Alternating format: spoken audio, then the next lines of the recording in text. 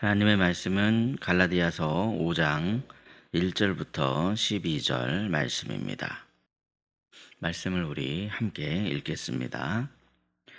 그리스도께서 우리를 자유롭게 하려고 자유를 주셨으니 그러므로 굳건하게 서서 다시는 종의 멍에를 매지 말라. 보라, 나 바울은 너희에게 말하노니 너희가 만일 할례를 받으면 그리스도께서 너희에게 아무 유익이 없으리라. 내가 할례를 받는 각 사람에게 다시 증언하노니 그는 율법 전체를 행할 의무를 가진 자라. 율법 안에서 의롭다 함을 얻으려 하는 너희는 그리스도에게서 끊어지고 은혜에서 떨어진 자로다. 우리가 성령으로 믿음을 따라 의의 소망을 기다리노니 그리스도 예수 안에서는 할례나 무할례나 효력이 없으되 사랑으로서 역사하는 믿음뿐이니라. 너희가 다름질을 잘하더니 누가 너희를 막아 진리를 순종하지 못하게 하더냐. 그 권면은 너희를 부르신 이에게서 난 것이 아니니라. 적은 누룩이 온 덩이에 퍼지느니라. 나는 너희가 아무 다른 마음을 품지 아니할 줄을 주 안에서 확신하노라. 그러나 너희를 요동하게 하는 자는 누구든지 심판을 받으리라. 형제들아, 내가 지금까지 할례를 전한다면 어찌하여 지금까지 박해를 받으리요? 그리하였으면 십자가의 걸림돌이 제거되었으리니 너희를 어지럽게 하는 자들은 스스로 베어버리기를 원하노라. 아멘. 오늘도 이른 새벽에 갈라디아서의 말씀으로 하루의 삶을 시작하시는 저와 여러분에게 복음 안에 내려주시는 은총이 가득 넘치시기를 예수님의 이름으로 축복합니다. 사람은 누구나 얽매이는 것보다는 자유를 좋아합니다. 자유를 그래서 선택할 때가 많죠. 그런데 가만 보면 또 사람은 자유를 얻었으면서도 불구하고 다시 스스로 묶이려 할 때가 있습니다. 왜 그럴까요? 자유를 따르는 이 책임이 있는데 그 책임을 좀 회피하고 싶은 그런 마음이 있을 때, 그럴 때 묶이려고 하는 때가 있습니다. 그래서 사람은 다시 규칙이나 어떤 기준이나 어떤 틀 안으로 들어가려고 할 때가 있더라는 거죠. 오늘 본문의 말씀은 그 지점을 정확하게 짚어내고 있습니다. 본문 1절을 보시면요. 그리스도께서 우리를 자유롭게 하려고 자유를 주셨으니 그러므로 굳건하게 서서 다시는 종의 멍에를 매지 말라. 그렇게 지금 말씀하시는데도 종의 멍에를 매려고 하는 사람들이 있었더라는 그러한 사실입니다. 그러나 우리가 얻은 그 자유는 절대로 그냥 주어진 것이 아닙니다. 십자가라는 값으로 얻은 자유이며 예수님을 통해서 대가가 치러진 자유입니다. 그냥 거저 줬다 이렇게만 생각하는데 누가 대가를 다 치르셨냐면 예수님께서 대가를 다 치르셨다는 것이죠. 이에 바울은 다시는 묶이지 말라라고 하는 아주 현실적인 이야기를 하고 있습니다. 본문 2절 말씀에 할례를 받으면 아무 유익이 없다라고 하는 이 말씀은 단순히 할례 얘기가 아닙니다. 믿음으로 얻은 자유에 다시 무엇인가를 더하려고 하는 마음, 그것을 지금 짚어내고 있습니다. 사람들은 믿음만으로는 불안하더라는 거죠. 자꾸만 그래서 뭔가를 거기다 덧붙이려고 합니다. 그러다 보니 이것도 해야 될 것 같고 저것도 해야 될 것 같고 이것도 저것도 막 지켜야 될 것 같은 그런 마음, 그래야 스스로 안심이 되더라는 거죠. 그런데 사람들이 그렇게 스스로 뭔가를 더하려고 하는 순간 이미 얻은 자유는 사라집니다. 게다가 자꾸만 신앙은 점점 더 무거워지기만 할 뿐이더라는 거죠. 왜냐하면 우리가 나아가야 할 방향에서 그 방향이 틀어지기 때문에, 방향이 중요한데 뭘 더하려고 하는 순간에 그 방향이 점점 더 틀어지는 그러한 현상이 나타나기 때문에 그렇습니다. 예수님의 의 안으로 들어온 사람들이 어느새 그 방향이 다른 의로 틀어지게 되더라는 거죠. 오직 우리가 구원받는 것은 예수님의 의인데 그쪽 방향으로 향해야 되는데 뭔가를 집어넣으려고 하는 순간 그 의가 자꾸만 다른 쪽으로 흘러가게 됩니다. 그것이 문제입니다. 그러나 본문 3절을 보시면 바울은 단호하게 말을 하죠. 할례는 율법으로 되돌아간다는 얘기요. 율법으로 살아간다는 그러한 얘기는 내가 율법을 전부 다 지켜서 스스로 의롭다함을 인정받겠다는 얘기다. 그것을 지금 말씀하고 있습니다. 이게 가능하다는 얘기가 아닙니다. 이게 가능하니까 한번 해봐라 그런 얘기가 아니죠. 오히려 이것은 불가능하다라는 사실을 우리에게 말씀하고 있습니다. 이처럼 성도 앞에는 두 가지 길이 있습니다. 그리스도의 의 안에서 은혜로 살든지 아니면 자기 의로 되돌아가서 혼자 발버둥 치든지. 그렇게 혼자 발버둥 치면 칠수록 은혜 안에서는 멀어져만 갈 뿐이더라는 거죠. 은혜 안에 가까워지는 게 아니라 오히려 내가 혼자 막 발버둥 칠수록 은혜 안에서는 점점 더 멀어질 수밖에 없다. 그것을 지금 말씀하고 있습니다. 그러므로 그리스도의 의 안에서 은혜를 누리며 감사와 찬송으로 영광을 돌리시는 저와 여러분이 되시기를 예수님의 이름으로 축복합니다. 둘째로 신앙은 내 힘으로 버티는 게 아니라 그리스도께서 이루신 것을 믿는 것을 의미합니다. 본문 5절을 보시면요. 우리가 성령으로 믿음을 따라 의의 소망을 기다리노니 그럽니다. 신앙은 누구 힘이 더 센가를 증명하고 버티는 그런 게 아닙니다. 신앙은 참고 기다리되 믿으며 기다리는 것을 말하죠. 그렇다면 요즘 우리의 신앙이 힘든 이유는 무엇이겠습니까? 내가 뭔가를 하려고 너무나 애쓰기 때문에 그렇습니다. 내가 이렇게 하면 사람들 앞에서 어떻게 보여질까? 그런 것에 집중하고 있기 때문에 그렇죠. 그런데 신경을 쓰다 보면 항상 이 두 가지 방향으로 흐르기가 정말 쉽습니다. 어떤 방향입니까? 그러면 잘 되면 교만한 방향으로 흘러가고 잘못되면 막 실망하고 낙심하는 그런 방향으로 흘러갑니다. 그러나 여러분 이 두 방향 다 복음이라고 말할 수가 없습니다. 어떤 길이 그런 복음입니까? 복음은 전혀 다른 길을 우리에게 말씀하는데 본문 6절 말씀을 보시면 사랑으로 역사하는 믿음이라고 말씀합니다. 사랑으로 역사하는 믿음. 믿음은 결과가 아니라 지금 주님과의 관계가 어떠하냐 그것을 말씀합니다. 사랑도 내 힘으로 쥐어짜는 노력의 산물이 아니라 은혜를 받으면 그냥 자연스럽게 흘러나오는 것입니다. 내가 내 힘으로 억지로 사랑하려고 하면 힘만 들 수밖에 없습니다. 주님과의 깊은 관계 속에서 은혜를 충만히 받게 되면 주님의 사랑이 내 안에서 자연스럽게 흘러 넘치게 되는 역사입니다. 신앙생활은 막 다른 박질하며 달려가는 것 같아도 그 다른 박질보다 훨씬 더 중요한 게 뭡니까, 여러분? 방향입니다. 아무리 열심히 달려도 방향이 잘못되면 열심히 달리면 달릴수록 그 목적지에서 벗어날 수밖에 없는 것이죠. 점점 멀어질 수밖에 없는 거 아니겠습니까? 본문 7절을 보시면 갈라디아 성도들은 한 사람 한 사람이 열정이 있었고 각자 다른 박질을 잘했습니다. 그런데 문제는 방향이더라는 거죠. 믿음과 사랑의 방향이 온통 주님이어야 하는데 이 방향이 자꾸만 엉뚱한 곳으로 흐르다 보니 이 말씀을 제대로 순종할 수가 없게 되더라는 겁니다. 믿음의 경주는 의지로 완주하는 게 아닙니다. 오직 은혜 안에서만 완주할 수 있습니다. 그러므로 예수 그리스도께서 이미 이루신 은혜 안에서 방향을 주님께 딱 고정하심으로 말미암아 믿음의 경주를 완주하시는 저와 여러분이 되시기를 예수님의 이름으로 축복합니다. 셋째로 진리는 때때로 불편하다는 사실을 우리는 알아야 됩니다.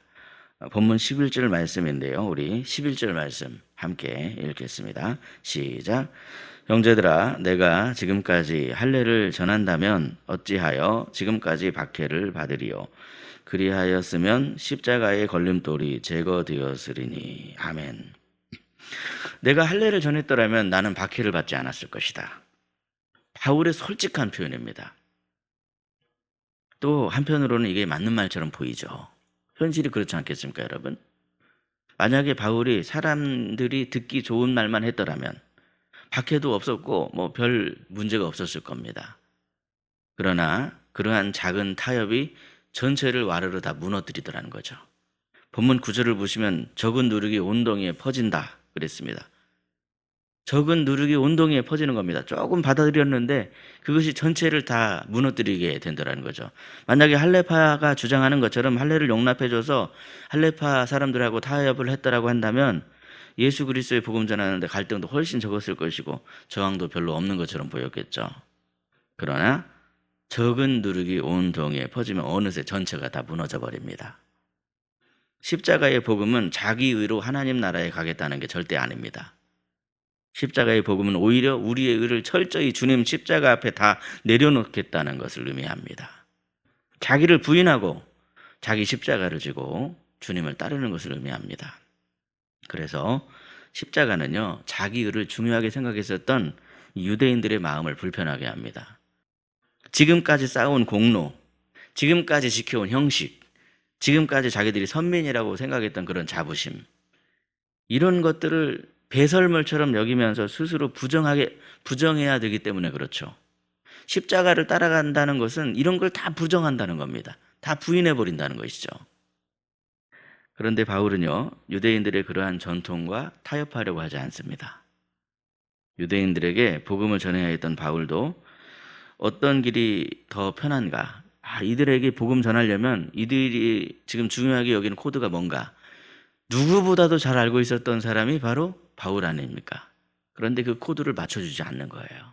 왜냐하면 복음은 그 진리가 그게 아니기 때문에. 이들은 지금 잘못된 진리, 잘못된 거짓된 그러한 것에 속아서 잘못된 길을 걸어가고 있는 것을 누구보다도 바울이 알고 있었기 때문에 이 잘못을 지적해주고 있었고, 그래서 바울은 그들에게 배척을 받고 비난을 받고 어려움을 당했다라는 거죠. 돌에 맞아 죽을 뻔한 적도 여러 번 있었고, 맞아 죽을 뻔한 적도 있고, 어두운 감옥에 던져진 적도 있고, 그래서 그런 겁니다, 여러분. 바울은 그것이 참된 길이 아니라는 사실을 알았습니다. 이들이 쌓으려고 했던 자기 의로는 절대로 하나님 나라에 갈 수가 없다는 것을 바울이 알았더라는 거죠. 유대인들이 걸어가는 그 길은 열심히 가봤자 끊어져 있는 길이었습니다. 하나님께서는 이미 예수 그리스도를 통해서 완성된 하나님 나라로 연결된 길을 우리에게 딱 주셨습니다. 우리는 그냥 그 길만 걸어가면 되는 거예요. 예수님 안에만 있으면 되는 겁니다. 그래서 우리가 집중해야 되는 분은 바로 예수님 한 분밖에 없더라는 것이죠.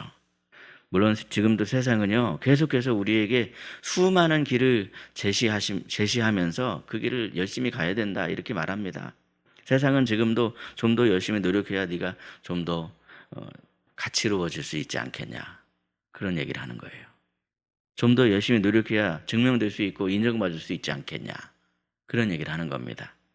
그러나 복음은요, 우리에게 전혀 다른 이야기를 합니다. 길은 이미 예수님 안에서 완성되었고 은혜로 우리 앞에 주어졌다. 그러면 우리는 어떻게 해야 될까요? 십자가 보혈의 은혜 안에서 이미 하나님께 용납된 사람들이 우리 아닙니까?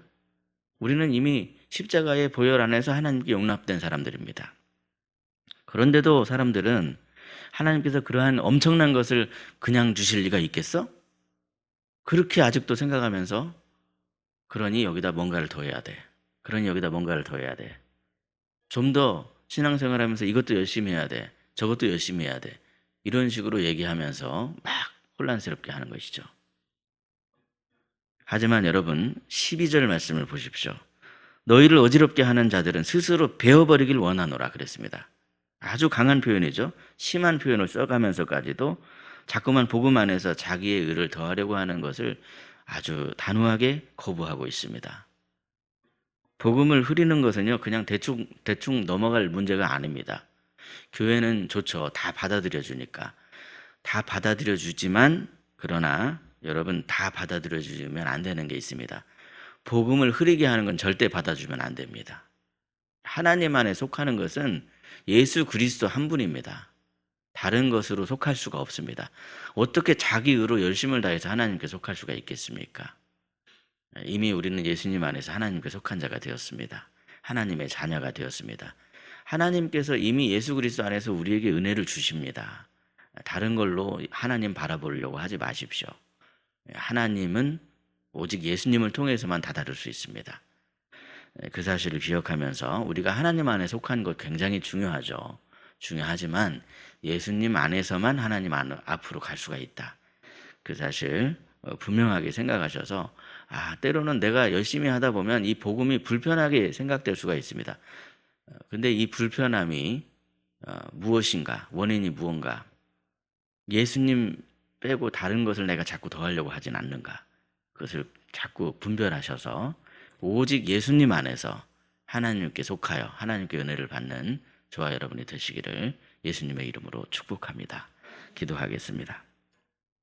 하나님 아버지, 우리에게 참된 자유를 주시려고 독생자 예수 그리스도를 십자가에 내어주신 그 크신 은혜를 다시 기억할 수 있게 하여 주시니 참으로 감사합니다. 자꾸만 종의 멍에를 메고 스스로 묶여서 살아가려고 하는 그런 모습이 아니라 이미 우리에게 허락하신 복음의 은혜 안에서 하나님께 영광을 돌리는 삶을 살아갈 수 있도록 인도해 주시옵소서.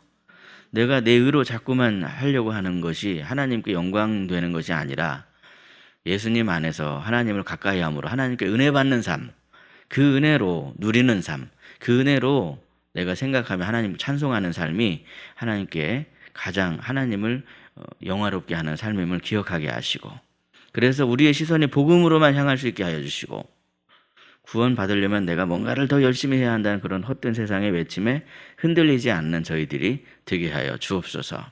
우리의 신앙이 억지로 버티는 그런 신앙이 아니라 크고 넓으신 주님의 은혜 안에서 평안함을 얻는 신앙이 되게 해 주시옵소서. 물결에 막 함께 일렁이는 그런 표면적인 얕은 신앙이 아니라 깊은 물에 잠겨 있는 것처럼 주님의 깊고 깊은 은혜 안에서 흔들리지 않는 평안함을 얻을 수 있도록 도와주시옵소서. 사랑의 주님, 우리가 교만해져서 복음에다가 자꾸만 뭔가를 더하려고 하지 않기를 원합니다. 희락의 모든 성도들이 누룩을 집어넣지 않는 순수한 복음 안에 거하며 오직 예수님만 의지하는 믿음의 자녀가 되게 해 주시옵소서. 특별히 취업과 승진의 문을 두드리는 귀한 자녀들 친히 인도해 주셔서 우리를 위해 예비해 주시는 살아계신 여호와 일의 하나님의 손길을 경험하게 하여 주시옵소서. 지혜를 주시고 명철을 주셔서 모든 일들을 잘 이룰 수 있게 도와주시고, 그것이 하나님께서 우리에게 주신 그러한 진정한 은혜 안에 오직 하나님께 영광 돌리는 삶을 걸어갈 수 있도록 도와주시옵소서. 병중에 있는 환우들을 위해서 주님 앞에 엎드려 기도드립니다. 신혼의 연약함으로 인해서 지치지 않고 무너지지 않도록 주님 치유해 주시고, 주께서 어루만져 주사 하늘의 평안과 위로를 부어 주시옵소서.